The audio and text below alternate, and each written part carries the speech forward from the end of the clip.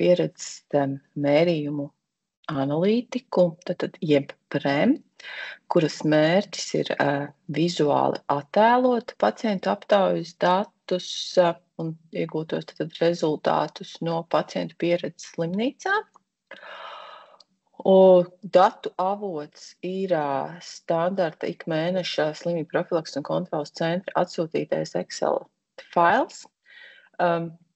Tad anketa ir standarta visām slimnīcām, kuras iesaistās pacientu pieredzes mērījumu aptaujas datu iegūšanā. Tad šis fails ir standarta. Līdz ar to arī šis PREM lietotnes risinājums ir standarta risinājums, kas der ikvienai ārstniecības iestādē, kas apkopo šos pacientu pieredzes mērījumu datus. Tad nedaudz pastāstīšu par pašu lietotni un par tām galvenajām lietām, ko jūs šeit varat redzēt un kā jūs viņu varat izmantot. Tad ir lietotnes apskats. Pirmajā lapā jūs redzat visas lapas, kas ir izveidotas šai lietotnē. Ir pirmā lapa, kur ir informācija par pašu lietotni. Tad mēs varam aiziet uzreiz uz vārnīcu vai uz pielāgumu atskaiti vai sākt analīzi. Vārnīcā ir apkopota informācija par visiem mēriem, kas tiek izmantoti šajā lietotnē, un par visām dimensijām. Tad kas ir atrodams šajā lietotnē? Un tad, ja jau mēs ejam tālāk jau pa lapām, tad pirmā mums ir demogrāfijas lapa, jeb respondentu raksturojošā lapa, kurā mēs redzam mūsu respondentu sadalījumu gan vecuma grupu griezumā, gan par to, kurš ir aizpildījis šo anketu, gan sadalījumā respondentu daudzumu pa nodaļām, kā arī respondentu izglītība. Būtiski ir arī šie 4 KPI, jeb snieguma rādītāji, tad, kur mēs redzam kopējo aptaujāto dalībnieku skaitu, mēs redzam kopējo pieredzes pārklājumu, kas ir tas dalībnieku, atbildējošo dalībnieku skaita pret kopēju no stacionāri izrakstīto pacientu skaitu. Mēs redzam, kāda daļa pacientu vispār piekrituši, ka viņi saņem šo aptaujas anketu, un kāds ir aizpildīšanas rādītājs. Tas ir tas, kāda daļa no tiem, kas piekrita piedalīties aptaujā, arī aizpildīja šo aptauju. Visās lapās kreisajā malā mums ir filtru josla, no kurām mēs varam izvēlēties mūsu interesējošo parametru. Mēs interesējamies, piemēram, 2003. gadā un gribam tikai pa martu pastīties. Tad, augšā mēs redzam visus filtrus, ko mēs esam izvēlējušies. Varam arī noņemt viņu, ja tas nav nepieciešams. Un otra iespēja, ka mēs varam filtrus izmantot arī no jau vizualizācijām. Piemēram, mums interesē, ka mēs gribam paskatīties terapijas nodaļu, kādu mums ir atbildējuši, un uzspiežot jau uz konkrētu terapijas nodaļu, mēs redzam visu lapu un visas atbildes tālāk, kas ir saistītas jau ar pacientiem, kas ir izrakstīti no terapijas nodaļas. Tālāk varam turpināt ar nākamo lapu, kurā mums ir rekomendēšanas indeks. Šobrīd mums rekomendēšanas indeks tātad rāda tikai par 23. gada martu un par terapijas nodaļu, bet ja es noņemsim nost filtrus visus, tad mēs redzam visas nodaļas visā periodā, un arī pa periodiem mēs varam redzēt, kā mums izskatās šis rekomendēšanas indeks. Tiem, kas varu varbūt ātri pastāstīt par rekomendēšanas indeksu kā tādu, tad tas ir vērtējums par to, cik pacients ieteiktu konkrēto ārstniecības iestādi citiem saviem radiniekiem vai paziņiem vai jebkuram citam. Un tad tas vērtējums ir no 0 līdz 10, no kur 0 nozīmē, ka noteikti neieteiktu, un 10 nozīmē, ka noteikti ieteiktu. Un tie, kas uz jautājumu atbild ar noteikti ieteiktu, kas ieliek 9 vai 10, tos sauc par virzītājiem. Savukārt tie, kas izvēlas tipars no 0 līdz 6, ir noliedzēji. Un tie, kas paliek pa vidu ar 7 un 8, tie ir neitrālie, un tos pēc šajā aprēķinā neiekļauj. Un tad tas rekomendēšanas indeks tiek aprēķināts, kad no tiem, kas ir proporcionāli no tiem, kas ir norādījuši 9 un 10, atņem tos, kas ir norādījuši no 0 līdz 6. Un līdz ar to mēs iegūstam to rekomendēšanas indeksu, kad, teiksim, neiroloģijas nodaļā 87,8% ir šis rekomendēšanas indeks. Un arī šeit mēs varam, teiksim, izvēlēties konkrētu nodaļu un pastīties viņu, piemēram, pa laika periodiem, pa mēnešiem, kā mums šis rekomendēšanas indeks mainās. Un tad jau attiecīgi varam veikt analīzi un domāt, varbūt skatīties, kas ir bijis, piemēram, janvārī, kāpēc šis rekomendēšanas indeks ir tik zems, ja citos mēnešos, piemēram, tas ir bijis augsts. Tā ir lapa tātad mums par rekomendēšanas indeksu. Tālāk, ejot pa lapām, mēs varam redzēt, ir šie KPI, kas ir 6 būtiski rādītāji, kuros ir apkopoti jautājumi, vairāki jautājumi noteiktās grupās, ir sadalīts, teiksim, ir stacionēšanās informētīgi, cik pacients ir bijis informēts stacionēšanās laikā, pēc stacionēšanās, cik daudz šī informācija pacientam ir bijusi pieejama par pacientu drošību, par pacientu drošību saistītiem atgadījumiem, par to, cik atbalstu pacients saņēma, par saskarsmi, kā arī par vidi. Un lietotnē ir ieviest šis Luksafora princips, kur zaļais nozīmē, kad ir tā kā ļoti labi, virs 70%, no 50 līdz 70%, tad tas ir tas vidējais vērtējums, un sarkanais ir, kur ir zem 50%. Kas ir labi, kad katra ārstniecības iestāde pati var noteikt šo mērķi rādītāju. Jūs varat pateikt, nezinu, ka stacionēšanās informētībai jums ir jābūt 80%, pēc stacionēšanās informētībai var būt 70%. Respektīvi, tā ir katras iestādes pašas atbildība un tā iespēja noteikt, cik lielu jūs šo mērķi sev uzliekat. Tālāk jau ir lapas, tad mēs vēl varam redzēt arī šos pašus KPIs, bet jau nodaļu griezumā un ievērojot šo pašu Luksafora principu, mēs varam skatīties, ka, piemēram, kurā nodaļā mums ir zemāki šie rādītāji. Tad pievērst uzmanību, ka, piemēram, terapijas nodaļā varbūt vajadzētu vairāk runāt ar pacientu, vairāk informēt par to, kas ar pacientu tiek darīts. Šis ir arī tāds uzreiz vizuāli redzams, pārskatāms pa mērķiem, pa norādītiem mērķu grupām, un skatīties pa nodaļām, kādi mums ir rezultāti. Stacionēšanās uzņemšanas pieredze līdz šim anketā bija iekļauta. Tagad no jūlija būs jauna anketas versija, un šī sadaļa tiks izņemta ārā, bet tad arī mēs attiecīgi pielāgosim lietotni jau jaunajai anketas versijai. Kas patiesībā arī ir labā ziņa, jo, ja jūs abonējat lietotni, tad mēs arī uzturam vienmēr šo aktuālo lietotnes versiju. Tad tālāk jau iet lapas par katru KPI, par informētību un dažādi grafiki, lai ir ērti pārskatāmi.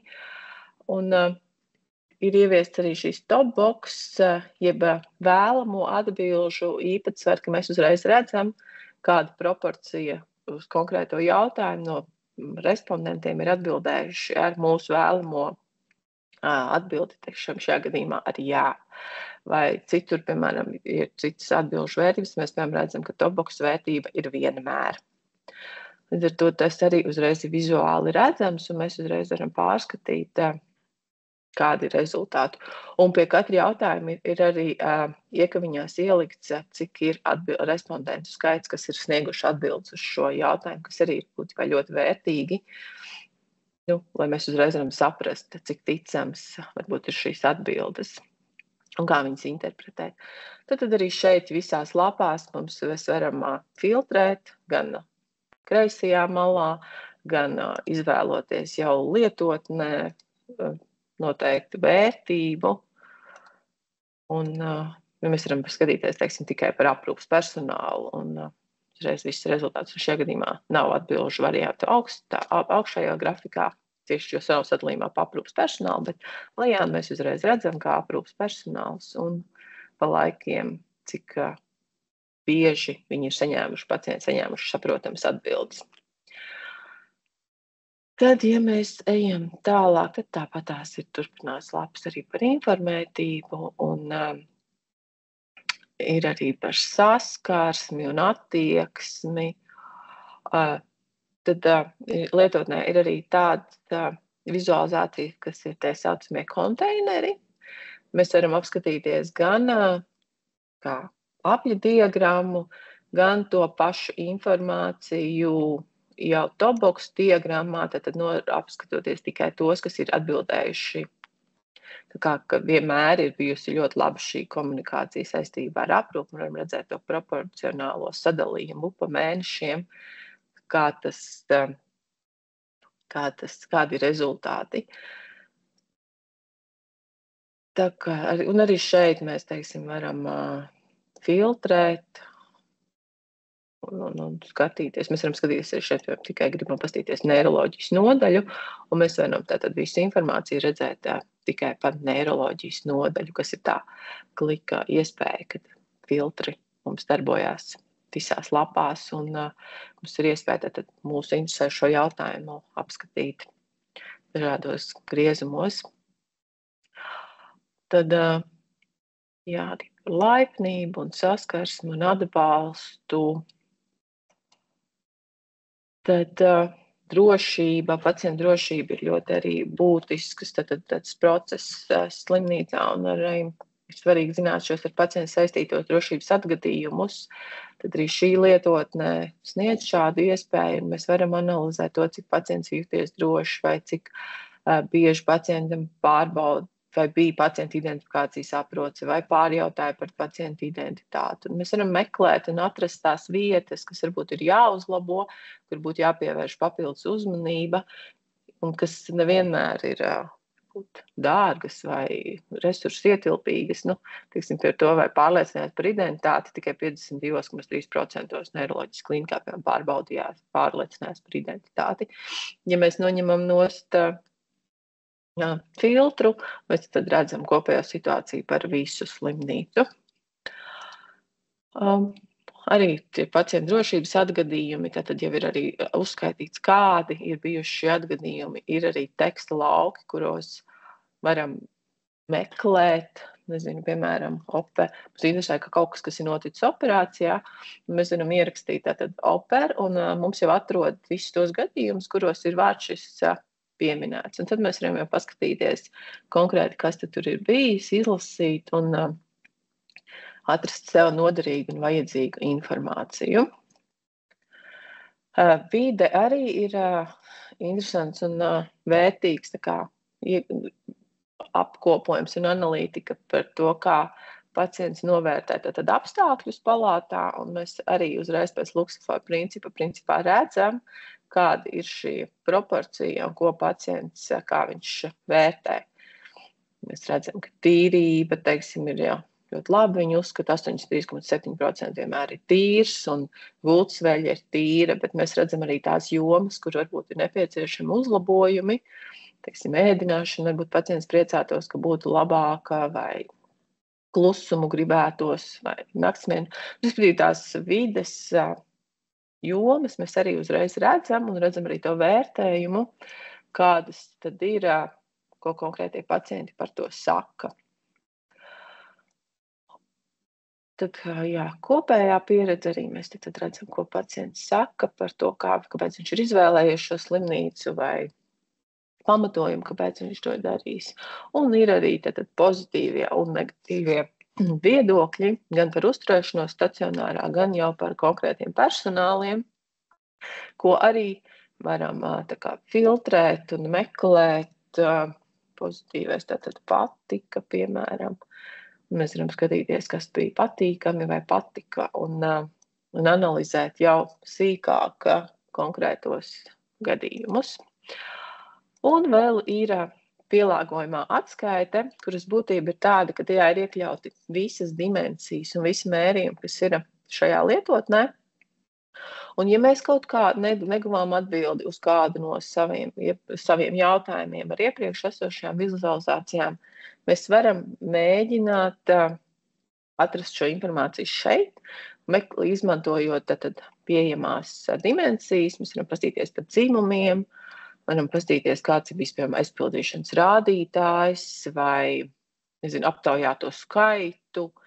Respektīvi, viņi ir kā pivot tabula, kurā mēs varam salikt to mūsu interesējošo informāciju, kas varbūt pirms tam tad nebija iekļauta vizualizācijās.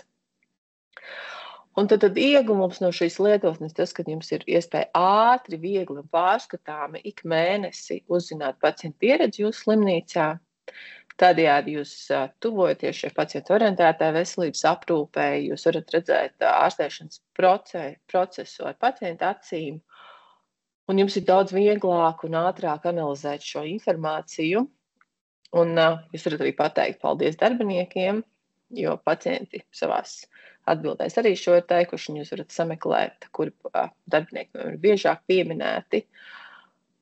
Jā, kā arī jūs varat redzēt, kur nepieciešams attīstīties, kur ir jāuzlabo kaut kādas lietas un kur ir iespējamie trūkumi vai arī kas ir ļoti labi. Tā kā lietotne ir ērta lietojama, vizuāli draudzīga un, jā, ja ir interese, tad aicinām sazināties ar mums. Paldies!